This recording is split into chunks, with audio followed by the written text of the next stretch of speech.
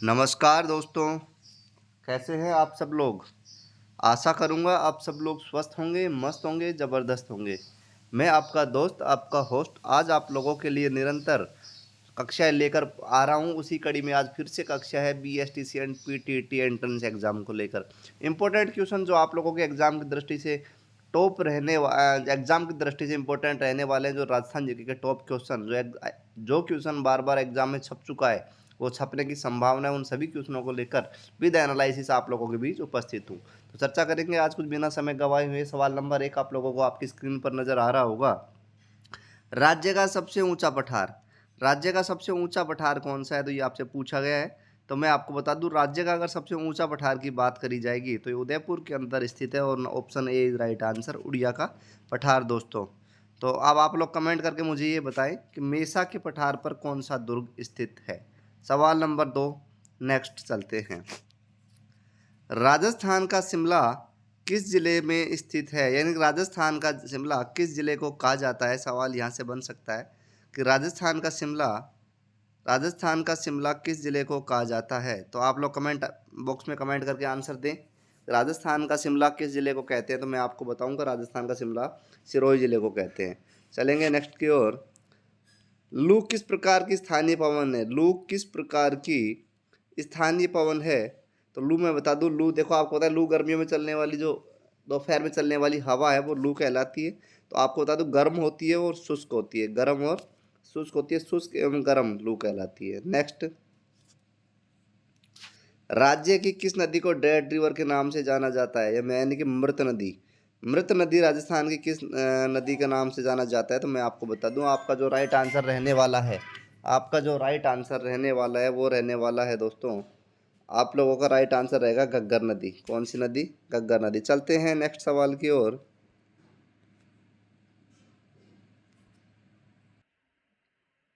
चलते हैं दोस्तों नेक्स्ट क्वेश्चन की ओर। चर्चा करेंगे, कांतली नदी का उद्गम स्थल पूछा गया है। इसमें थोड़ी सी एनालिसिस करेंगे। एक तो मैं आपको बता दूं, कांतली नदी है, ये आपको मैं बता दूं अंतः प्रवाह की राजस्थान की सबसे बड़ी नदी है, जिसकी लंबाई है 100 किलोमीटर। सवाल छप सकता है कि अंतः प्रवाह की सबसे लंबी नदी कौन सी है? तो बोले कांतली नदी। उसके बाद क्या पूछा गया है कि कांतली नदी का उद्गम स्थल, तो आपको बता दूं सीकर से नदी बहती है, खंडेला की पहाड़ी से इसका उद्गम स्थल है, ध्यान रखें। इंदिरा गांधी मुख्य नहर की लंबाई कितनी है? इंदिरा गांधी मुख्य नहर की लंबाई पूछी गई है आप लोगों से, तो मैं बता दूं इंदिरा गांधी मुख्य नहर की लंबाई ऑप्शन नंबर डी आपका राइट है, 649 किलोमीटर। 649 किलोमीटर। उसके बाद चर्चा करेंगे, राज्य का सबसे ऊंचा बांध है। राज्य का सबसे ऊंचा बांध है कौन सा? तो आपको इसमें चार बांध दिए गए हैं। एक आपको दिख रहा है पांचड़ा। पांचड़ा इसलिए कहा गया है, पांच नदियों के संगम पर स्थित है और राजस्थान का मिट्टी का बना बांध भी है। उसके बाद बात करें, जाखम है प्रतापगढ़ के अंदर, जवाई पाली के अंदर स्थित है और मेजा बांध है आप लोगों का। मैं आपको बता दूं, इसमें जो राइट आंसर रहने वाला है, मेजा बांध कोठारी नदी के ऊपर स्थित है, आपका ध्यान रखें। लेकिन सबसे ऊंचा बांध पूछा गया है तो जाखम बांध प्रतापगढ़ के अंदर स्थित है। सवाल नंबर 8, कपास की फसल को स्थानीय भाषा में क्या कहा जाता है? कपास की फसल को स्थानीय भाषा में क्या कहा जाता है? तो मैं आप लोगों को बताना चाहूँगा कि कपास की फसल को स्थानीय भाषा में बढ़िया कहा जाता है। क्या कहा जाता है? बढ़िया। ध्यान रखें, क्योंकि आपको पता है कपास एक नकदी फसल है, नकदी से नगद पैसा आता है, इस वजह से इसको क्या कहा गया स्थानीय भाषा में? बढ़िया। चलते हैं 8, वालरा क्या है? देखो दो शब्द हैं, एक तो है वालरा, आपको नजर आ रहा होगा, एक तो है वालरा और दूसरा शब्द होता है वालर। दूसरा शब्द होता है वालर, दोनों अलग अलग हैं। वालर तो मैं बता दूं गरासिया जनजाति का एक नृत्य है वालर। और वालरा क्या है? वालरा एक फसल है दक्षिणी राजस्थान में, आदिवासियों द्वारा की जाने वाली कृषि वालरा कहलाती है। झूमिंग और आपने सुना होगा ये, तो आपको पता है वालरा क्या होगी। एक वालरा एक दक्षिणी राजस्थान में आदिवासियों द्वारा की जाने वाली कृषि है वालरा।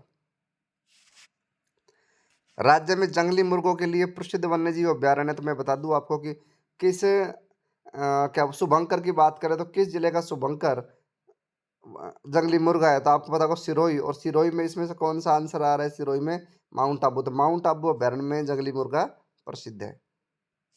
चलो नेक्स्ट, राजस्थान का वह जिला जो अदरक के उत्पादन में अग्रणी रखता है। बार बार बता चुका हूँ इस सवाल को कि आपको अदरक मंडी किस जिले को कहा गया है, तो वो है भीलवाड़ा। किस जिले को कहा गया है? भीलवाड़ा। राजस्थान अक्षय ऊर्जा निगम की स्थापना कब की गई?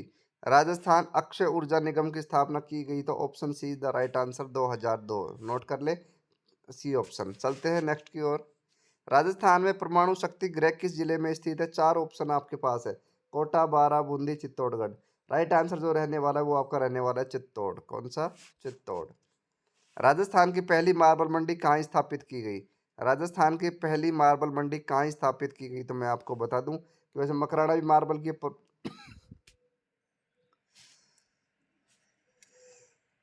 मकराना भी मार्बल के लिए प्रसिद्ध है, लेकिन पहली मार्बल मंडी अगर कहीं पूछी जाती है दोस्तों तो आप लोगों को बिना कुछ सोचे समझे आंसर लगाना है Kishangarh. Option number 4 is the right answer. This सवाल नोट कर लें। चलते हैं नेक्स्ट की ओर। राजस्थान का परंपरागत व प्राचीनतम उद्योग कौन सा है? राजस्थान का, देखो ये सारे उद्योग बाहर से चले हैं, लेकिन राजस्थान का ऐसा उद्योग कौन सा है जो राजस्थान में ही चला है और सबसे प्राचीन है? तो मैं आपको बता दूं, सूती वस्त्र उद्योग। जो पहली जो फैक्ट्री खुली थी, पहली मिल खुली थी वो आपकी भीलवाड़ा में खुली थी। राजस्थान का पहला सीमेंट कारखाना कहाँ खोला गया?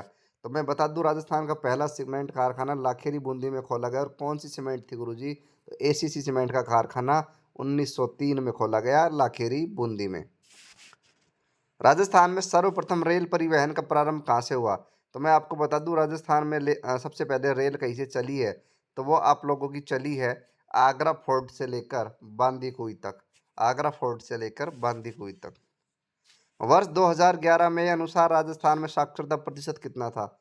तो मैं बता दूं, टोटल ओवरऑल बात करें तो 60.1 आपका था। वैसे महिला और पुरुष का अलग अलग बात करें तो ये 66.1 आंसर नहीं रहेगा, फिर आपका रहेगा अलग आंसर। राजस्थान का सबसे प्राचीन शिलालेख कौन सा है? चार शिलालेख दे रखे, बडली का शिलालेख, नगरी का शिलालेख और प्रतापगढ़ शिलालेख, साथ ही बिजोलिया शिलालेख। राइट आंसर जो रहने वाला है बडली का शिलालेख। चलते हैं नेक्स्ट की ओर। जाड़शाही सिक्के किस रियासत से संबंधित थे? प्राचीन समय की बात करूं, सभी रियासतों में अपने अपने नाम से सिक्के चलते थे, लेकिन जाड़शाही आपसे पूछेगा तो आप लोग लगा दोगे जयपुर, और तमंचा शाही पूछेगा तो आप लोग लगा दोगे धौलपुर। अक्खेराज पूछे, अक्के शाही पूछे तो आप लोग लगाना है मेवाड़। इस प्रकार से दोस्तों सिक्के आपको याद करने पड़ेंगे। बीकानेर के जूनागढ़ किले में स्थित म्यूजियम है। तो बीकानेर का जूनागढ़ किला, पहले तो बता दूं कि जमीन से जुड़ा जेवर है। जमीन का जेवर किस किले को कहा जाता है? तो जूनागढ़ किला। उसके अलावा चर्चा करेंगे साथियों, आपका बीकानेर का जो जूनागढ़ किले में कौन सा म्यूजियम स्थित है? करनी म्यूजियम। फिर पूछेगा सवाल कि शार्दुल म्यूजियम भी कहाँ है? क्यों करनी माता के नाम से करनी म्यूजियम हो गया देशनोक में। देशनोक बीकानेर में मंदिर है। शार्दुल सिंह जी भी बीकानेर के शासक थे, कहीं शार्दुल म्यूजियम भी है? तो बिल्कुल बीकानेर में ही है, लेकिन साथियों बता दूं कि लालगढ़ पैलेस है बीकानेर में, उसके अंदर शार्दुल म्यूजियम है। चलते हैं नेक्स्ट की ओर। ओहो, एक सवाल फिर छप गया ना। बीकानेर में शार्दुल म्यूजियम कहाँ स्थित है? तो मैं आपको बता दूं, लालगढ़ पैलेस अभी मैंने इसका कर दी है चर्चा पिछले क्वेश्चन में। रथमल की हवेली जो है आपकी जैसलमेर में है, नोट करके रखें। मछली पकड़ने के लिए कांटे का प्रयोग किस सभ्यता में हुआ था? मछली पकड़ने के कांटे का अवशेष किस सभ्यता में मिले? तो आपको बता दूं, चार सभ्यता दे रखी है। कालीबंगा दे रखी है, गणेश्वर दे रखी है, वैदिक और आहड़। आपको तो कालीबंगा आपके हनुमानगढ़ में, आड़ आपके उदयपुर में। गणेश्वर की चर्चा करें तो नीम का थाना में है। लेकिन साथ ही मैं बता दूं, जो मछली पकड़ने के कांटे मिले वो भी आपके कहाँ मिले? गणेश्वर में दोस्तों। तो नोट करके रखे मेरे प्यारे साथियों, गणेश्वर। पुरातात्विक स्थल आहड़ का प्राचीन नाम क्या था? आहड़ का प्राचीन नाम पूछा गया। क्या आहड़ को ताम्रवती नगरी कहते हैं? क्या आहड़ को आगाटपुर कहते हैं? या आहड़ को धूलगोट कहते हैं? तो मैं बता दूं, राइट आंसर जो रहेगा वो रहेगा आपके उपयुक्त सभी। राइट आंसर इसका रहने वाला है। 26 नंबर। कालीबंगा में उत्खनन कार्य प्रारंभ हुआ। कालीबंगा का उत्खनन कार्य कब प्रारंभ हुआ? तो मैं आपको बता दूं, 1960 में इसका उत्खनन कार्य शुरू होता है। तो दोस्तों आज के थे टॉप कुछ के सवाल आप लोगों को। अगर पसंद आए तो वीडियो को लाइक शेयर कमेंट, साथ ही चैनल पर नए हैं तो प्लीज़ चैनल को सब्सक्राइब करें। मिलेंगे दोस्तों एक करने वीडियो में एक नए जोश के साथ, नए जुनून के साथ। जब तक आप लोग खुश रहें, स्वस्थ रहें, मस्त रहें। Thank you.